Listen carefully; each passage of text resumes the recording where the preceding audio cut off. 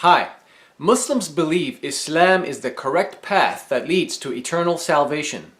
But considering the fact that Allah said He would fill hell with humans in Quran chapter 32 verse 13, what are the chances a Muslim can be saved by following Islam? Well, the Quran claims that most people will not believe. In chapter 12 verse 103 it says, وَمَا أَكْثَرُ النَّاسِ وَلَوْ حَرَصْتَ بِمُؤْمِنِينَ, which means, and most of mankind will not believe, even if you desire it eagerly. Just a few verses later, in verse 106, it says that most of the people who do believe do so while committing idolatry at the same time. وَمَا يُؤْمِنُ أَكْثَرُهُمْ بِاللَّهِ إِلَّا وَهُمْ مُشْرِكُونَ, which means, and most of them believe not in Allah except that they attribute partners unto Him. And according to Islam, shirk or idolatry is the unforgivable sin if you die in that state. See Quran chapter 4 verse 48 and verse 116. Also, we know from the exegesis of the Quran, in this case the Taфсир of Ibn Kathir, that this verse refers to Muslims who are committing shirk. So now that we know the Quran teaches that most people will not believe, and that most of the Muslims who seem to believe are actually hypocrite idolaters, I would like to give you a probability calculation which gives you an average idea how many people will go to heaven or hell. And these calculations are based on Quran chapter 12 verse 103 and verse 106. Because the Quran chapter 12 verse 103 says that most people are disbelievers, a minimum probability calculation results in at least 50.01% disbelievers, which results in 49.99% of the believers.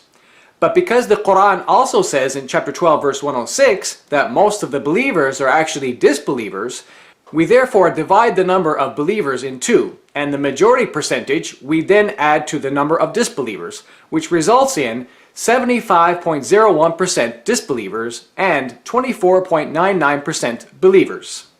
Now, without boring you with too much mathematics, as you can see, I applied the same concept to a maximum probability calculation.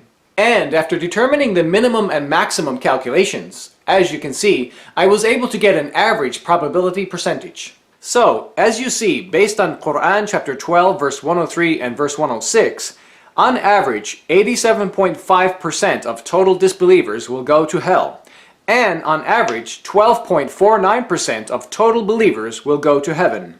Now, if you're a Muslim, you're probably protesting and claiming these calculations are ridiculous. Well, if you think these are bad, then let me show you Muhammad's calculations.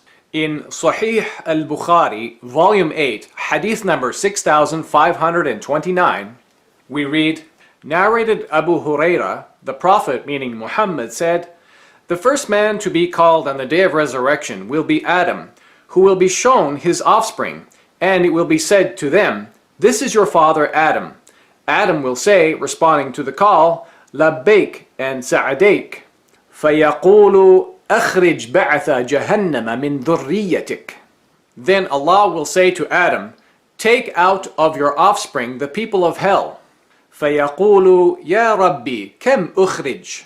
Adam will say, 'O Lord, how many should I take out?' فَيَقُولُ أَخْرِجْ مِنْ كُلِّ مِئَةٍ تِسْعَةً وَتِسْعِينَ. Allah will say, 'Take out 99 out of every 100. They, the Prophet Muhammad's companions, said, 'O Allah's Messenger, if 99 out of every 100 of us are taken away, what will remain out of us?' He said, 'My followers, in comparison to the other nations, are like a white hare on a black ox.' So, whichever percentage you accept, either way, Islam is not the path you want to follow to achieve salvation.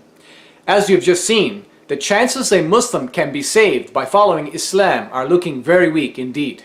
Thank God I left Islam and now follow a much greater and sure spiritual alternative. Thanks for watching, and God bless you.